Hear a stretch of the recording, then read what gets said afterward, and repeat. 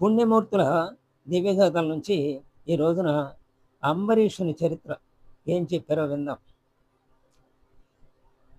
పూర్వం మనువు పుత్రుడైనటువంటి అభాగుడు అనే రాజు ఉన్నాడు. ఈ అభాగుడు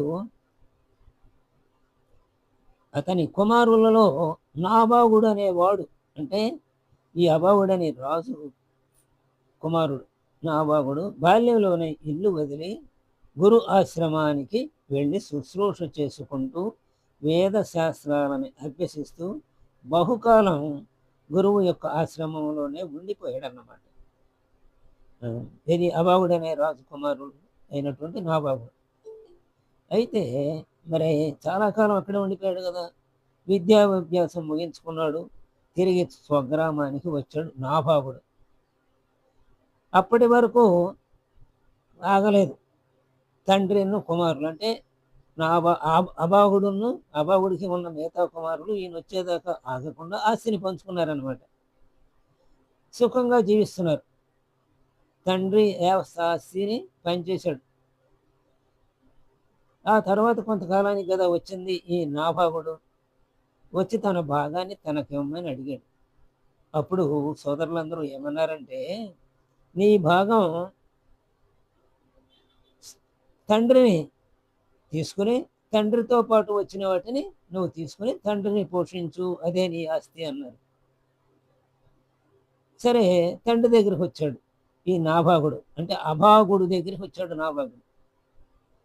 వచ్చి ఇట్లా కల్లా కపటం తెలియదు అనమాట నాభాగుడికి. సోదరులు చెప్పిందే తండ్రికి చెప్పాడు. తండ్రి ఆశ్చర్యపోయాడు నాభాగుని యొక్క అమాయకత్వానికి. నాయనా, నా నుండి నీకేం ధనం లభించదు, అంతా నీ సోదరులే పంచుకున్నారు, నన్ను ఒంటరిగా వదిలి వెళ్ళిపోయారు అని అభాగుడు అనే రాజు తన అమాయకుడైన కొడుకు నాభాగుడికి చెప్పాడు. కాబట్టి నీవు ఇప్పుడు ఏం చేస్తావంటే, నా భాగం అంటే ఏమీ లేదు, నా భాగం అంటూ నేను ఒక్కడనే రిక్తహస్తాలతో ఉన్నానన్నమాట. కాబట్టి నీకు నన్ను పోషించడం సాధ్యపడదు కదా. అందుకే ఏం చేస్తామంటే, అంగీరస మహర్షి దగ్గరలోనే ఉన్నాడు. ఆయన అంగీరస గోత్రీకులు అన్నమాట. ఆ యజ్ఞం చేస్తున్నారు ఈ దగ్గరలోనే చోట. తక్షణమే నీవు అక్కడికి వెళ్ళు. మరి గురువు శుశ్రూష చేసి అన్నీ నేర్చుకున్నావు కదా అక్కడ, అందుకే ఆలస్యమైంది కదా ఇక్కడ రావటానికి. అందుకని అక్కడ వేద మంత్రాలను పఠించు. యజ్ఞము పూర్తయిన తర్వాత వాళ్ళు నీకు తగిన సంపదనిస్తారు. దానితో అప్పుడు మన ఇద్దరం పోషింపబడతామని చెప్పాడు అనమాట. ఆ రకంగానే అభాగుడు చెప్పిన రకంగా నాభాగుడు వెళ్ళాడు. అంగీరస గోత్రీకులు యజ్ఞం చేస్తున్న చోటుకి. అక్కడ వేదము ఇవన్నీ చదివాడు, మంత్రాలని. ఋషులు యజ్ఞం పూర్తి చేశారు అక్కడ ఋషులు. తర్వాత మిగిలిన ధనాన్ని ఈ నాభాగుడికి ఇచ్చారు. ఈ నాభాగుడు ఆ ధనాన్ని తీసుకుని వస్తూ ఉన్నాడు. గృహోన్ముఖుడై వస్తూ ఉంటే దారిలో ఒక స్థూలకాయుడు కనపడ్డాడు. ఇది నా ధనం, ఋషులు నాకిచ్చారు దీనిని అన్నాడు. అప్పుడు అమాయకుడైన నాభాగుడు అతనితో వాదన పెట్టుకోవడానికి ప్రయత్నిస్తే ఆ వచ్చిన స్థూలకాయుడు ఏం చేశాడంటే, ఈ ధనము ఎవరికి ఇచ్చారో అనే విషయము నీ తండ్రి దగ్గరికి వెళ్ళి అడుగు అన్నాడు. సరే, తండ్రి దగ్గరికి వచ్చాడు. మరి అప్పుడు తండ్రి ఏమో శ్రద్ధగా ఆయన చెప్పిందంతా విని నాన్న సంతోషపడ్డాడు. నిజమే నాన్న, ఋషులు ఈ ధనాన్ని రుద్రునికి ఇచ్చారు అన్నాడు. అంటే రుద్రుడు అక్కడ కనపడ్డు కదా స్వయంగా, ఆ రుద్రుడు ఈయన అనుకుని వాళ్ళు ఈయనకి ఇచ్చారనమాట. అందుకని అమాయకుడు అన్నటువంటి నాభాగుడు ఏం చేశాడంటే, మళ్ళీ యజ్ఞశాలకు వెళ్ళి అక్కడ ఆ దివ్య పురుషుడు ఎవరో కాదు, రుద్రదేవుడు అనమాట. ఆయనకి ఋషులు ఇచ్చిన ధనాన్ని రుద్రదేవుడికి సమర్పించుకోమని హితవు పలికాడు తండ్రి. తండ్రి చెప్పిన ప్రకారంగా అక్కడికి వెళ్ళాడు. రుద్రదేవుడు సాష్టాంగ నమస్కారం చేశాడు. ధనం మీరే స్వీకరించండి అన్నాడు. నాభాగుని వినయ విధేయతలకు మెచ్చుకున్నాడు రుద్రదేవుడు. ఆ ధనం మళ్ళీ అతనికి వదిలి ఆయన అంతర్ధానం అయ్యాడు రుద్రదేవుడు అన్నమాట. అంటే యజ్ఞ పురుషుడు అన్నమాట ఆయన. రుద్రదేవుడు ఇచ్చిన ధనంతో నాభాగుడి ఇంటికి వచ్చాడు. తండ్రితో నివసిస్తున్నాడు. అంటే అభాగుడు తండ్రి, నాభాగుడు కొడుకు అన్నమాట. ఇద్దరు ఒకే చోట నివసిస్తున్నారు. నిత్యం వేదపారాయణ చేస్తూ ఉన్నారు. వాసుదేవుని స్మరించుకుంటూ ఉన్నారు. అతనికి ఒక కుమారుడు జన్మించాడు. ఎవరికి? నాభాగుడికి. ఆ నాభాగుడి కుమారుడే అంబరీషుడు. ఈ అంబరీషుడు గొప్ప విష్ణుభక్తుడు అన్నమాట. ఆత్మనోన్యా గతిర్నాస్తి సర్వాత్మమయం జగత్. సర్వాత్మమయం జగత్ అంటే ఆత్మ కన్నా అన్యమగు గతి ఇంకోటి లేదు. ప్రపంచమంతా పరమాత్మ స్వరూపమే. కాబట్టి ఇట్టి భావనలో అంబరీషుడు వైరాగ్యాన్ని పొందాడు. దారాపుత్రాదులందు మమకారాన్ని విడిచాడు. దైవ ప్రీతిని పొందించేటువంటి కార్యక్రమాలని, అంటే ధర్మ కార్యాలని నిర్వహిస్తూ ఉన్నాడు.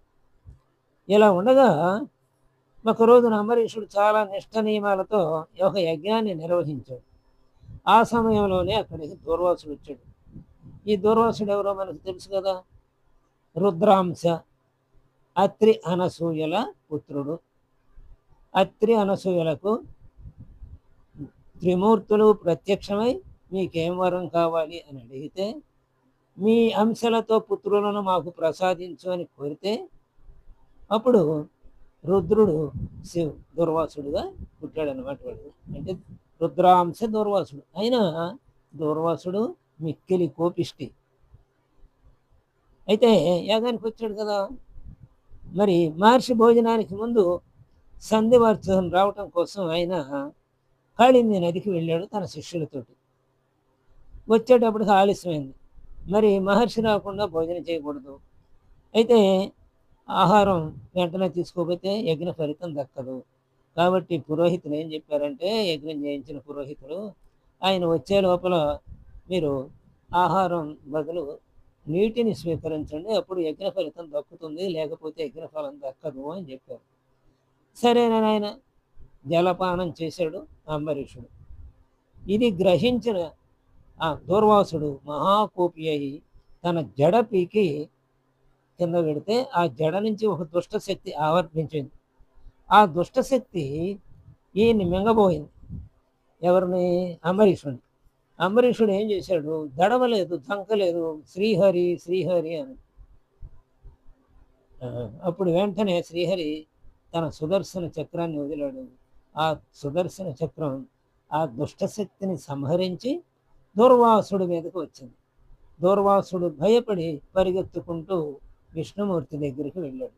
విష్ణుమూర్తి అన్నాడు, నా భక్తునికి అనవసరంగా ఆయనని ఇబ్బంది పెట్టావు, అందుచేత నీకు, నా భక్తుడికి ఎవరైనా ఇబ్బంది పెడితే వాళ్ళకి ఇది తప్పదు. కాబట్టి ఈ సుదర్శన చక్రాన్ని నేను ఉపసంహరించను. ఎందుకంటే నా భక్తునికి వెళ్ళి నువ్వు క్షమాపణ చెప్పుకో, అప్పుడు అదే తిరిగి నా దగ్గరికి వస్తుంది, నీకు రక్షణ ఇస్తాడు అని చెప్పి దూర్వాసుడికి విష్ణుమూర్తి చెప్పాడు. దూర్వాసుడు వెంటనే అంబరీషుడి దగ్గరికి వచ్చి చేసిన తప్పుని క్షమించమని ఆయనని వేడుకుంటే, ఆయన సాదరంగా ఆహ్వానించి, అప్పుడు దాకా కూడా భోజనం చేయలే ఆయన, సాదరంగా ఆహ్వానించి ఆయనకి భోజనం పెట్టి తాను భోజనం చేశాడు అనమాట. ఇది అంటే అంబరీషుడు నిగ్రహాన్ని కోల్పోలేదు. భక్తి ప్రపత్తులతోనే దూర్వాసుడికి నమస్కారం చేశాడు. అందుకే అపకారికి ఉపకారం అనర్చి శాశ్వత కీర్తిని పొందాడు అనమాట అంబరీషుడు. ఉపకారికి ఉపకారము చేయటం కాదు, అపకారికి ఉపకారము చేసేవాడు గొప్ప అని మనం సుమతి శతకంలో చదువుకున్నాం అనుకుంటా కదా. అలా అంబరీషుడు హరిషడ్ వర్గాలని, అంటే కామ క్రోధ లోభ మోహ మదమాశ్చర్యాలని జయించాడు. రాజ్య భారాన్ని తన కుమారునికి అప్పగించాడు. తపోవనానికి పోయి తనువు చాలించాడు అంబరీషుడు. అంబరీషునికి 3 కుమారులు ఉన్నారు. విరూపుడు, కేతుమంతుడు, శంభుడు. తండ్రి అంటే అంబరీషు రాజ్యాన్ని పరిత్యజించిన తరువాత వీళ్ళు ముగ్గురు కూడా రాజ్య పాలన చేశారన్నమాట. అంటే అపకారికి కూడా ఉపకారం చేసే సంస్కారాన్ని కలిగి ఉండండి. అది ఎప్పుడు వస్తుంది అంటే మనకి అరిషడ్ వర్గాలని జయించగలిగినప్పుడే వస్తుంది. కాబట్టి అరిషడ్ వర్గాలని జయించి అపకారికి ఉపకారం చేయండి అని చెప్పి ఈ కథ సందేశం ఇస్తుంది.